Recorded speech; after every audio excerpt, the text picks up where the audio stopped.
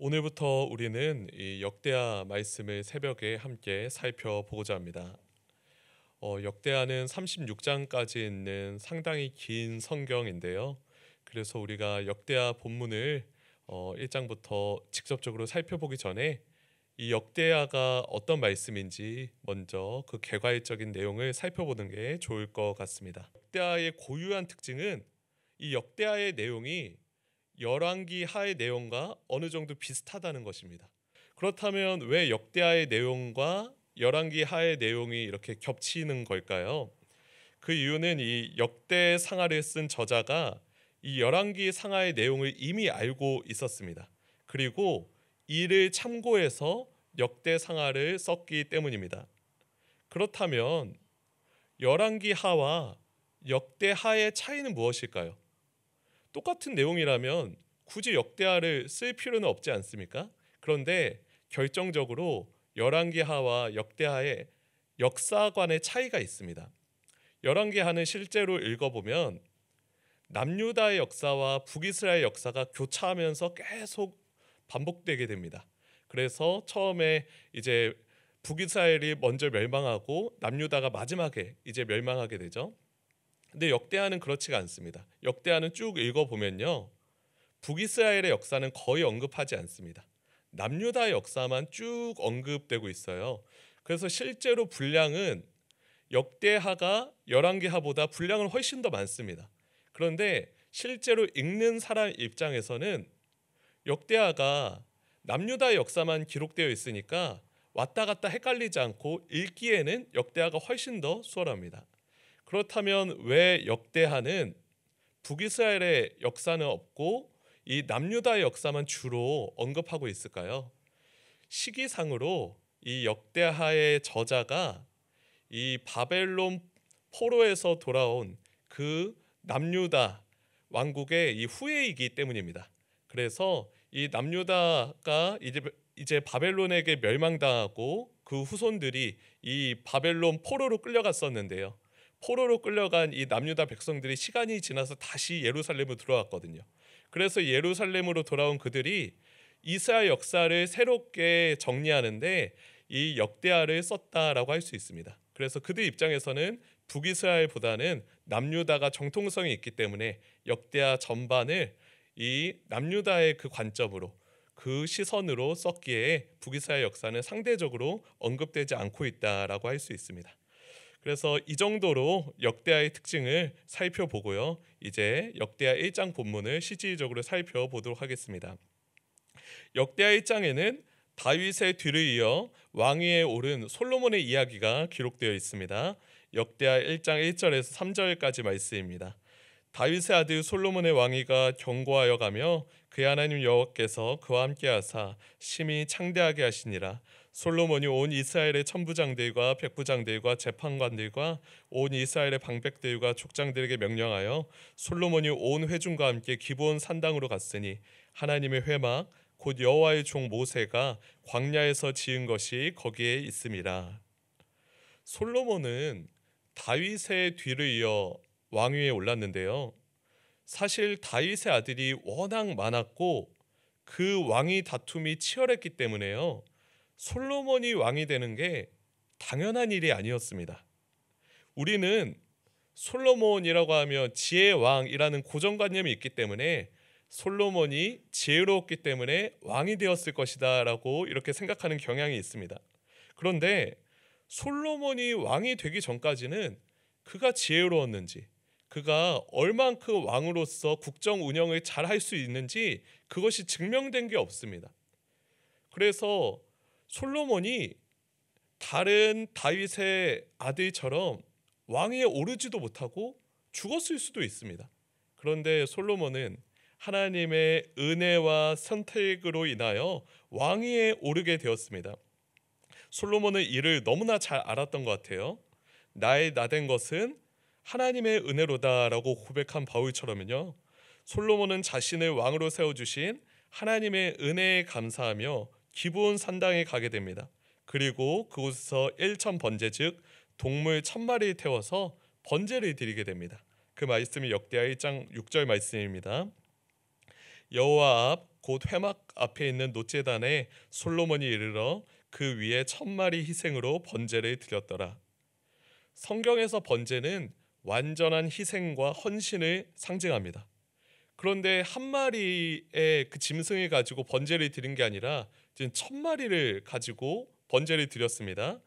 그래서 솔로몬은 자신이 할 수 있는 최선의 희생과 헌신으로 하나님을 예배하였다라고 할 수 있습니다.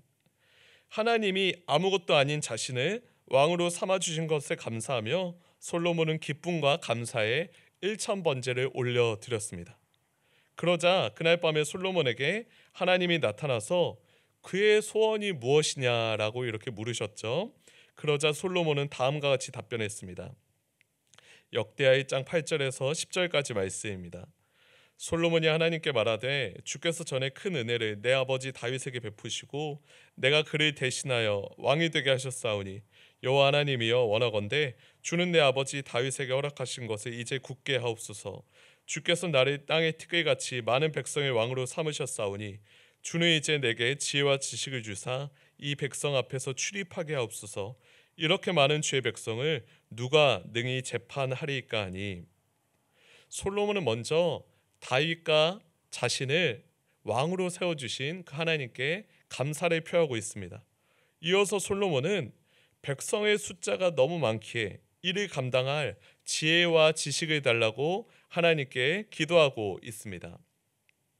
이와 이 동일한 내용이 이 열왕기상 3장에 기록되었는데요. 열왕기상 3장 9절에서 솔로몬은 하나님께 듣는 마음을 달라라고 간청하였습니다. 이 듣는 마음이 역대하 1장에서는 지혜와 지식으로 기록되었습니다. 이 간청의 핵심은 솔로몬이 올바른 재판을 위하여 올바른 분별력을 달라라고 하나님께 요구한 겁니다. 과거나 지금이나 올바른 재판을 통해 사법 정의를 구현하는 것은 상당히 힘든 일이었습니다. 이 왕정 국가에서는 민주공화국처럼 삼권 분립이 되어 있지 않고요. 입법, 행정, 이 사법이 오로지 왕에게 집중되어 있습니다. 사실 왕정 국가에서는 왕이 지혜롭거나 똑똑하지 않다면 나라 전체가 큰 혼란에 빠질 수밖에 없는 구조입니다. 따라서 솔로몬이 하나님께 지혜와 지식을 구하는 건 왕으로서 그가 가진 책임감이 잘 묻어나는 그 기도다라고 할 수 있습니다. 솔로몬의 이러한 간구에 하나님은 다음과 같이 응답하시죠. 역대하 1장 11절과 12절 말씀입니다. 하나님이 솔로몬에게 이르시되 이런 마음이 너에게 있어서 부나 재물이나 영광이나 원수의 생명 멸하기를 구하지 아니하며 장수도 구하지 아니하고 오직 내가 너에게 다스리게 한 내 백성을 재판하기 위하여 지혜와 지식을 구하였으니 그러므로 내가 너에게 지혜와 지식을 주고 부와 재물과 영광도 주리니 너의 전에 왕들도 이런 일이 없었거니와 네 후에도 이런 일이 없으리라 하시니라. 지혜와 지식을 달라고 간구한 이 솔로몬의 기도는 하나님의 마음을 흡족하게 하는 기도였습니다. 그리하여 하나님께서는 솔로몬이 구한 지혜와 지식을 주시고 또한 부와 재물과 영광도 함께 주시겠다라고 말씀하셨습니다. 이러한 기도 응답은 예수님께서 산상수훈에서 말씀하셨던 너희는 먼저 그의 나라와 그의 의를 구하라 그리하면 이 모든 것을 너에게 더하시리라라는 그 구절을 떠올리게 합니다. 솔로몬이 지혜와 지식을 구한 건 일종의 하나님의 나라와 하나님의 의를 먼저 구하는 기도였다라고 할 수 있죠. 하나님께서는 하나님의 나라와 의를 먼저 구하며 하나님의 마음에 합한 그 기도를 할 때 그 응답이 반드시 이루어지게 하십니다. 역대하 1장 13절부터 15절까지 말씀입니다. 이에 솔로몬이 기브온 산당 회막 앞에서부터 예루살렘으로 돌아와서 이스라엘을 다스렸더라. 솔로몬이 병거와 마병을 모음에 병거가 1400대요 마병이 12000명이라. 병거 성에도 두고 예루살렘 왕에게도 두었으며 왕이 예루살렘에서 은금을 돌같이 흔하게 하고 백향목을 평지에 뽕나무같이 많게 하였더라. 솔로몬은 기브온 산당의 회막에서 다시 예루살렘으로 돌아와 이스라엘을 평화롭게 또 지혜롭게 다스렸습니다. 솔로몬이 병거와 마병을 모았는데 그 숫자가 상당히 많았습니다. 병거가 1,400대에다가 마병이 12,000명이었습니다. 게다가 예루살렘에 은금이 돌같이 흔하고 백향목이 뽕나무처럼 많이 있었다라고 기록되어 있습니다. 이는 솔로몬이 구하지 않은 부와 재물과 영광을 하나님께서 주시겠다고 한 그 응답이 그대로 성취되었다라고 할 수 있습니다. 역대하 1장은 이처럼 솔로몬의 기도와 하나님의 응답으로 그 내용이 구성되어 있습니다. 우리는 오늘 이 역대하 1장 말씀을 기억하며 솔로몬으로부터 크게 두 가지 자세를 배울 수 있습니다. 먼저는 솔로몬으로부터 마음과 뜻과 힘을 다하여 예배드리는 그 자세를 배울 수 있습니다. 솔로몬은 한 나라를 다스리는 왕 이전에 하나님 앞에 선 예배자였습니다. 솔로몬은 자신을 지으시고 세우시고 부르신 이가 하나님이라는 것을 알고 있었고요. 그 은혜에 감사하며 하나님께 전심으로 예배 드렸습니다. 이스라엘 역사에서 이 솔로몬이 드렸던 1,000번제는 전무후무하였습니다. 이런 예배가 그전에도 없었고 그 후에도 찾아보기 힘듭니다. 과연 우리는 솔로몬처럼 하나님이 주신 은혜에 감사로 반응하고 있는지 우리 자신을 스스로 돌아볼 필요가 있습니다. 또한 우리는 솔로몬으로부터 하나님의 나라와 의를 먼저 구하는 자세를 배울 수 있습니다.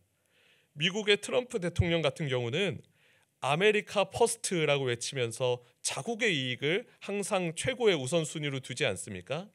오늘 솔로몬 같은 경우는 하나님 나라 퍼스트라고 외치면서 그 하나님 나라를 최고의 우선순위로 두었습니다.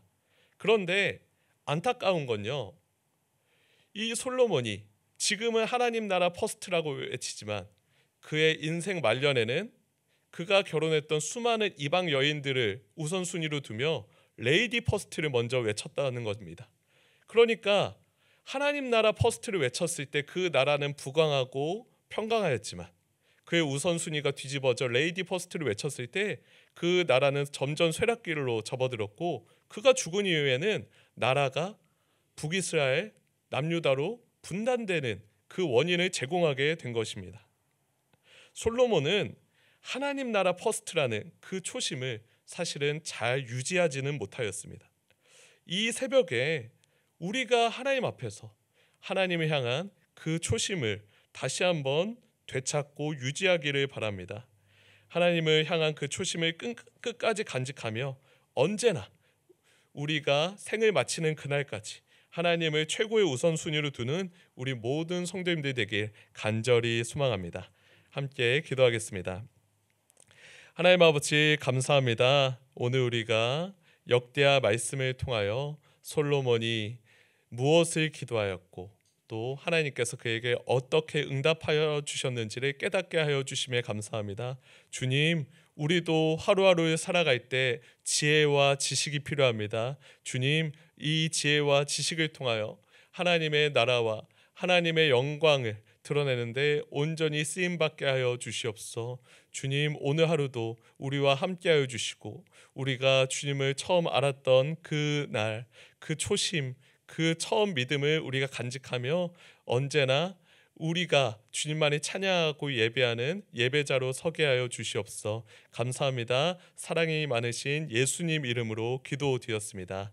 아멘.